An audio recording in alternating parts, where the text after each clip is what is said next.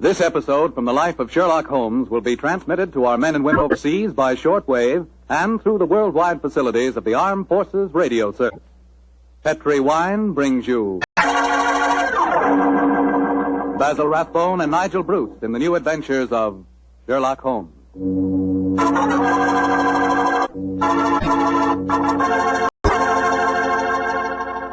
The Petri family, the family that took time to bring you good wine, invite you to listen to Dr. Watson tell about another exciting adventure he shared with his old friend, that master detective Sherlock Holmes. And say, I want to ask you if you've sent in for that little present we've got for you. You know, that swell recipe calendar. It's free, of course, and it's really something. It's a 2-year calendar for 1945 and 46, and it's beautifully done in full color. But the best part of it is that it's jammed with recipes and ideas for cooking with Petri wine. Send for your free recipe calendar tonight. Just send your name and address to Petri Wine, P-E-T-R-I, Petri Wine, San Francisco 26, California. San Francisco 26, California. The requests for this swell calendar have been coming in so fast that you better hurry up and get yours before we get snowed under. Write tonight, and we'll send you your free recipe calendar at once.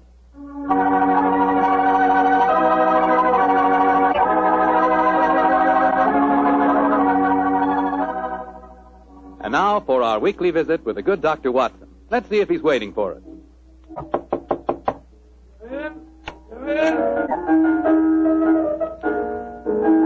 Good evening, Mr. Holmes. Oh, good evening, Doctor.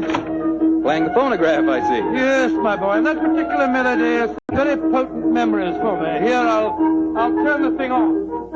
You haven't come here to listen to a Mozart sonata. You want a story, don't you, young fellow, my lad? That's right, Doctor. Well, let's sit down. All right. That's better. Now I'll tell you what. Oh, thank you, Doctor.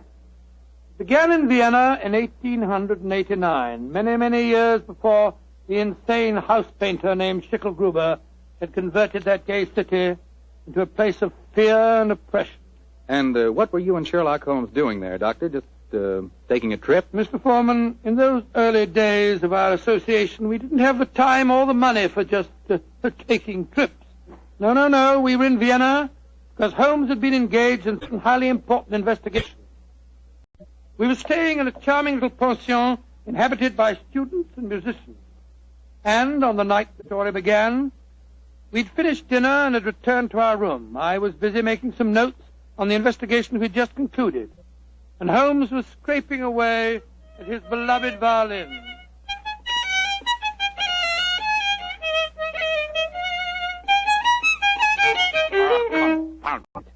What's wrong? Why can't I get it? Oh, it sounds very pretty to me. Pretty, really, old chap. I'm an amateur. A heavy-fingered one at that. Listen to this. Oh, sounds like a fiddler at an Irish wake. Oh, take it easy, Holmes. Take it easy. There's no need to fling the violin down like that. What's an old chap? Why, with all your other excellent qualities, are you not a pianist? What's piano got to do with it? In this case, everything. There's a piano in this room, and if you could play it, the Mozart sonata I'm struggling with might have some meaning. Come in. Oh, good evening, Fräulein. Wish to see me? You are Herr Sherlock Holmes. That is my name. Then, I wish to see you. I'm Leo Uhlenstein. I live here in this pension. How do you do? This is my friend, Dr. Watson. How do you do, Herr Doctor? I'm glad to meet you, my dear lady. Fräulein Uhlenstein, may I pay my tribute to the brilliance of your piano playing? You have the exact precision of phrasing that Mozart demands. How do you know of me? Both Dr. Watson and I were present at the command performance you gave at the Imperial Court a fortnight ago. Hey, curious, I knew I'd seen you somewhere before. My friend was just expressing the need of a pianist as you walked in, young lady. Perhaps I'm two sorry. of you... I do not play with amateurs.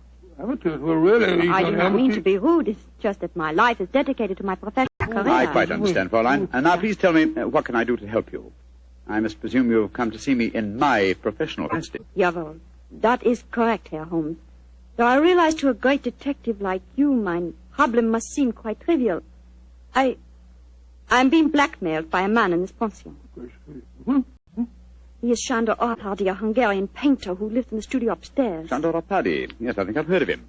Since 2 months now, ever since he know my secret, he's come to me for money, and today he tell me he must have 250 gulden, or he will go to the police. I have not that much money. Herr Holmes, please to tell me what I shall do. Just what hold does he have over you?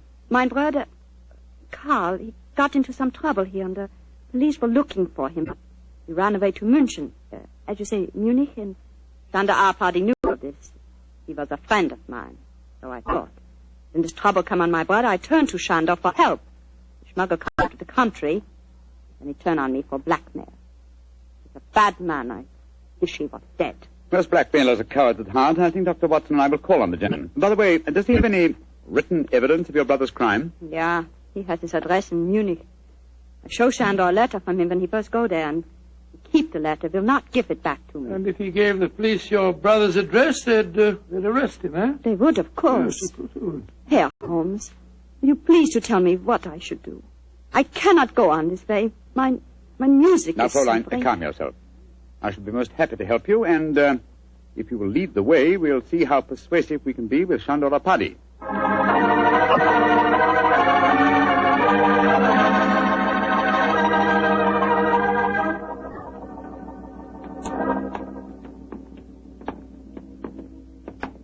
That is the studio, Herr Holmes, at the end of the corridor. I see. Now, remember, young lady, you'd better let me do most of the talking.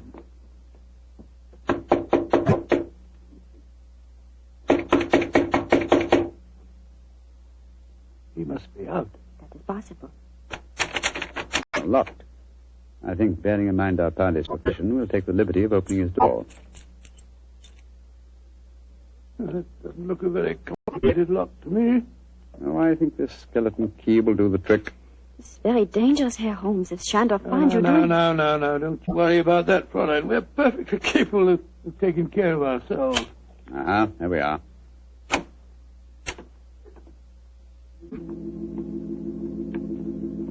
Close the door behind you, will you, Watson? Can't see a thing. I'll strike a match. Oh, Gottenheimer. Quick, Scott, look at him. Slumped over his desk. Light the gas, will you, Watson? Right you are, Holmes. There. Judging from his appearance, Fräulein Ullenstein, I think Sandor Apadi had other enemies besides yourself. Less scrupulous enemies. He's been strangled.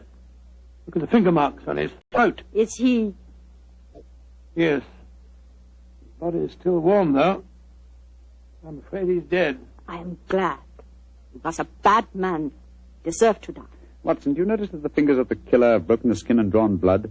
Yes, so they have. Should we not communicate with the police? Before we do that, Fräulein, we must see if we can find your brother's letter. Help me move the body, will you, Watson? Lying across an open dispatch box that might contain the document in question. Right, Joe. Come on, Buffalo. That's it. The painter, the late Mr. Apadi, was an unusually methodical man. Everything filed here in alphabetical order. Here we are. You, Fräulein Lea Ullenstein. And the letter has the Munich postmark. I think this must be the document. Will you examine it, please, Fräulein? Yeah, this is the letter. Herr Holmes, how can I thank you? There's very little to thank me for. If the blackmailer were still alive, I fear it wouldn't have been so simple a matter. I wonder what other treasures this box contains. Hello? What is it, Holmes? Interesting. Extremely interesting. Look at this, old fellow. Good Lord. Information on the case that we've just been working on. Exactly, and from the names attached to the document, I think we may assume that the dead man did not confine his blackmailing to struggling young pianists. He was after big game, too. Yes, we'd better be careful, Holmes. I don't think that we should go for the police just yet. No. We'll start by having a little talk with the other residents of this pension. Fräulein, who lives in the room adjoining this one? I too, Herr Holmes. And the room across the landing? Lai Tong-fo, the great Chinese actor, he's performing here in Vienna. I see. Then I think we'll start by calling on him. Return to your room, Fräulein, and we will let you know later what we've found. In the meantime, say nothing to anyone of what has happened. I will do everything you tell me, Herr Holmes, and please, once again, please let me thank you for what you've done for me. You know, Holmes, I'm not sure that girl didn't strangle Apadi herself. A pianist would have unusual strength in her fingers, and we know that she had the motive. And look how unnaturally calm she was when she realized the man was dead. I disagree with you, old fellow. Huh? I think what you refer to as unnatural calmness is really the cold detachment of the two... well, I have a feeling that we should keep an eye on her, just the same. We will, Watson, we will. And now I suggest we pay a visit across the landing to the distinguished Chinese actor, Mr. Ling Tu Fo.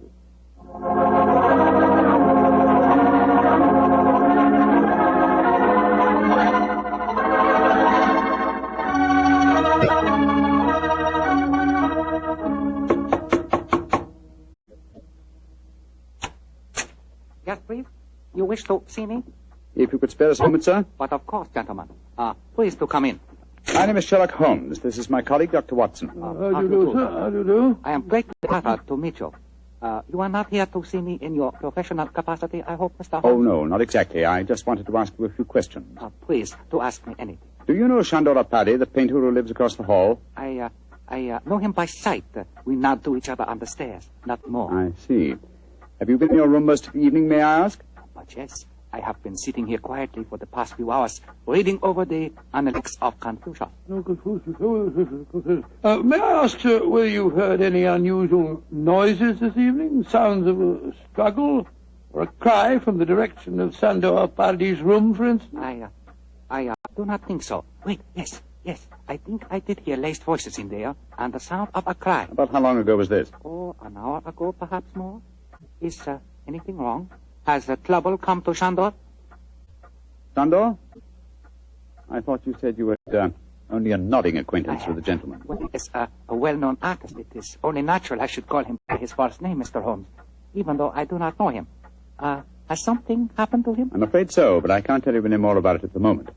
Thank you for your cooperation. We shall see, no doubt. Good evening, sir. Good evening, gentlemen. Good evening. That fellow wasn't telling us the truth, you know, Holmes. He seemed very shifty to me. Oh, where are we going now? Downstairs to the porter's desk. There's only one entrance to this house, you'll remember. The porter may be able to tell us of any unusual comings and goings in the last hour or two. Come on, old chap, don't dawdle. There's a great deal of work ahead of us.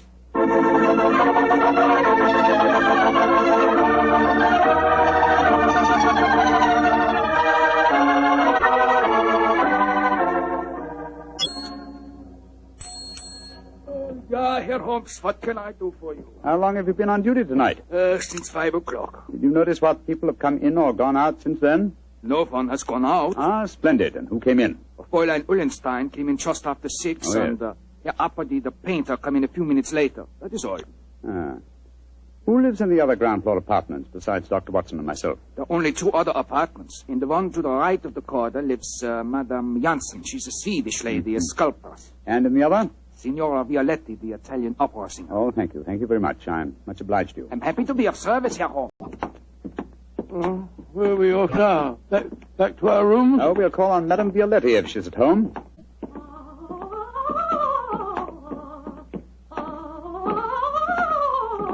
It sounds as if she's very much at home.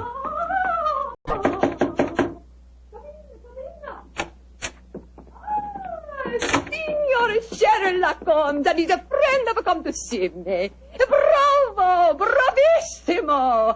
I have so much wish to make her acquaintance. Sit down. No, I'm afraid we can only stay for a moment, madam. My friend wanted to ask you a few questions. Yes, Signora. I just wanted to know... I know your questions. Oh. You play the violin. I have heard you. Yes. You want to know whether the great Valeria will allow you to accompany her in a magnificent soprano aria allo so from Mozart's Il Flauto Magico. Your latest answer to your question is si. Yes, madam. Forgive me, Signora, but if you don't mind. But that was not one of my questions. It's not. But I will sing it with the same. You flatter me, but at the moment there are other things on my mind. Signora Violetti, do you know Chandora Paddy? By his side. That is all. He make eyes at me, but I no pay attention. I do not like ungallant. You haven't seen him this evening? No. I've been alone, reviewing the score at La Traviata.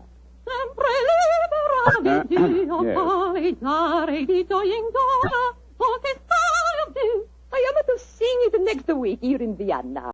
I hope you'll both be present. It would be a great treat for you. I'm sure it would be, Signora. Now, if you'll excuse us. Oh, it is sad you must go so soon. But come and see me again, and I will sing for you both before you leave Vienna.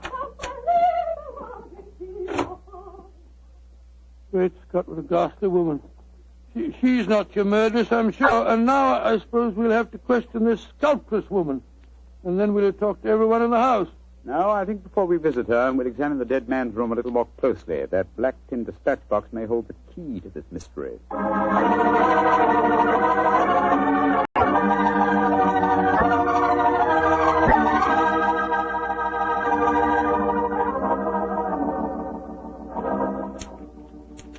Idiot. Numbskull. Why didn't I go through these papers thoroughly at first? Yes, they certainly tell an interesting story. A party had obviously been blackmailing Madame Janssen, the sculptor. Yes, and also our friend, the Chinese actor, Lai Tung-fo. Then Lai Tung-fo was lying when he said that he didn't know a party. Obviously. By George, 3 of the 4 people living in this house in his power. Hello. What's the matter? What have you found? Footprints in the cigar ash on the carpet. Prints of a small foot. Leading us to this closet. Somebody must have been hiding in there. Yes, possibly. Uh-huh. Take a look at these, Watson. Strands of hair. Long black hair. Where were they? On a hook in the cupboard. Someone bracing themselves back so as to be out of sight could easily leave such evidence. I've got it, Holmes. I've got it. The long black hair, the long nails that caused the peculiar marks upon his throat, and the small footprint. It was a woman. But which one? Fräulein Ullenstein and Signora Violetti both have hair, remember? And it must be that sculptress woman. Not necessarily. Who else, not a woman, would have smooth, long nails and long black hair? By Jove, the Chinese actress. Presley, come on.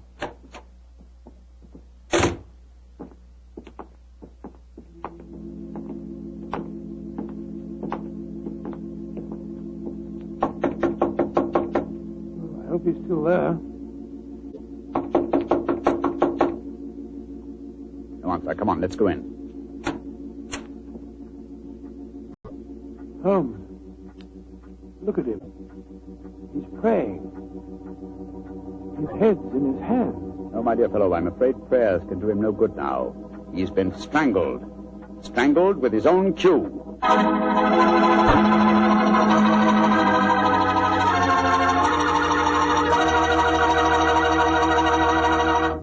Dr. Watson's story will continue in just a second. So I'm going to take that second for a fast question.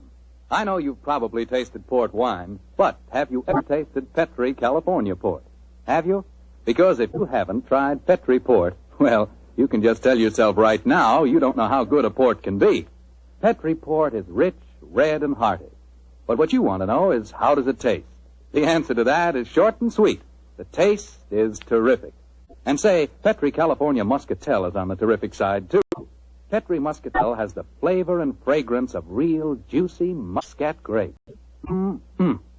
Both wines are perfect after dinner or any time you're sitting around talking with your friends. Try them. They're great. They've got to be, because they're Petri.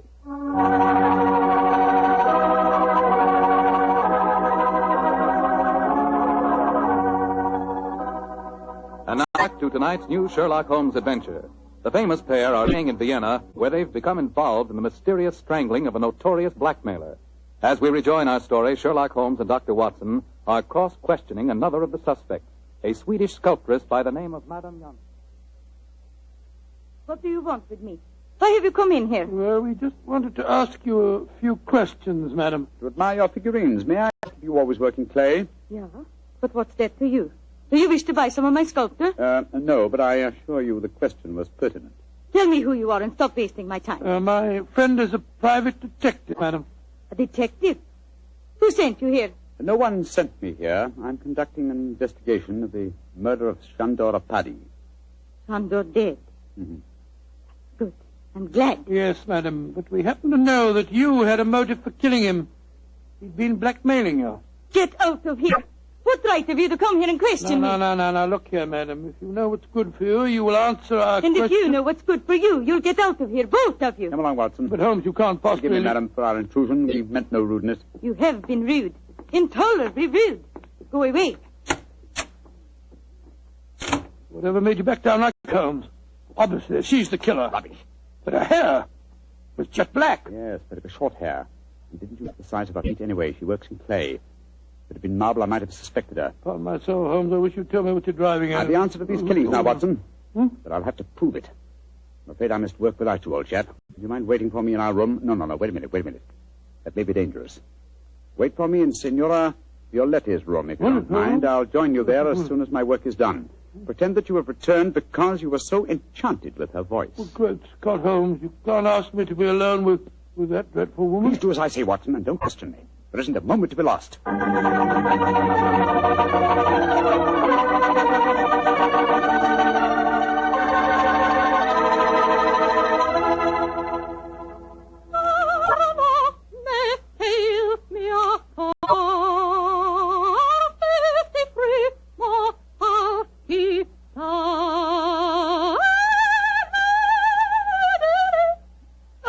You know the aria, my dear doctor. No, madam, I'm afraid I don't. You've not heard about great Giuseppe Verdi?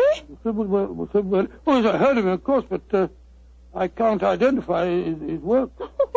That was from a Rigoletto, you silly man. Rigoletto? Come, tell my favorite composer. I will sing a song just for you. I will turn the gas light down. No, don't do that. Turn the gas light down. That will be so much more romantic. Oh, gracious me. Now, who is your favorite composer? Oh, I don't know that I have any favorite.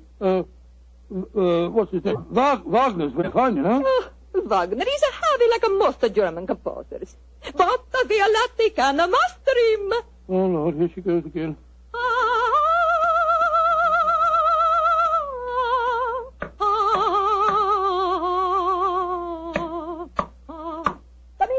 Come in. I cannot see who it is. Come into the light. It is I. Great heavens, the Chinese actor. I am sorry to make commotion, but as we say in my country, those who run from graves speak with double knowledge. Oh, you devil! You devil! I kill you once! I kill you once! I kill you again! Thank you for the confession, Senora Violetti. You can testify to it, Watson. Holmes! No, you don't, Senora. Your nails are too sharp for my liking. I'll kill you to both of you! I'll kill you! Watson, catch her. She's fainted, Holmes. Fainted, eh? What an undramatic exit for a most dramatic lady.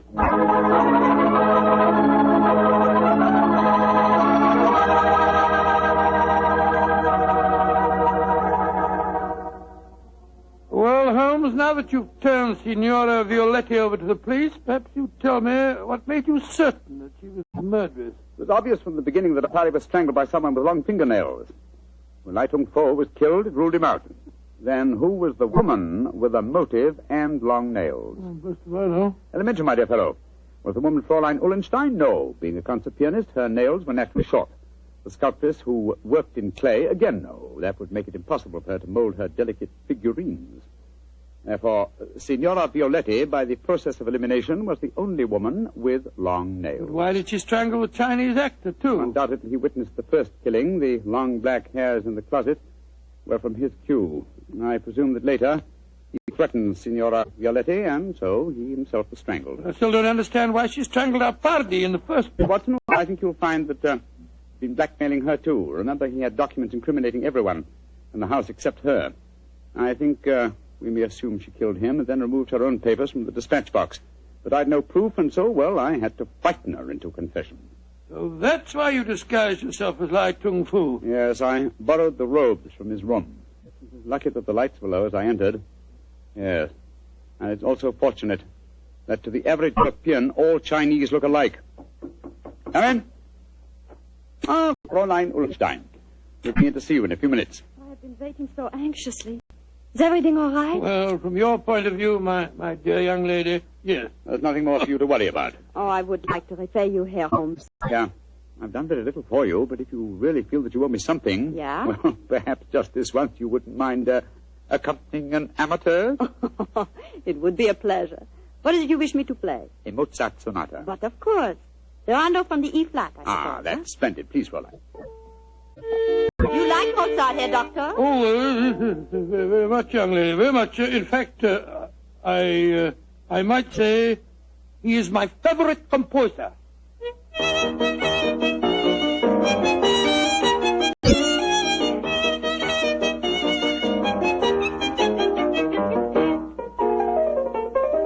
Charming.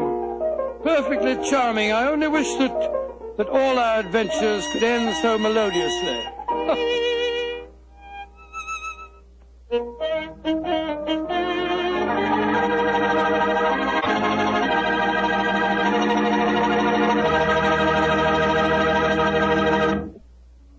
Tonight's Sherlock Holmes adventure is written by Dennis Green and Anthony Boucher and is based on an incident in the Sir Arthur Conan Doyle story, A Case of Identity.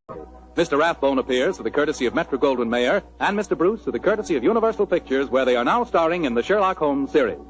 This is Bill Foreman saying goodnight for the Petrie family. This is the Mutual Broadcasting System.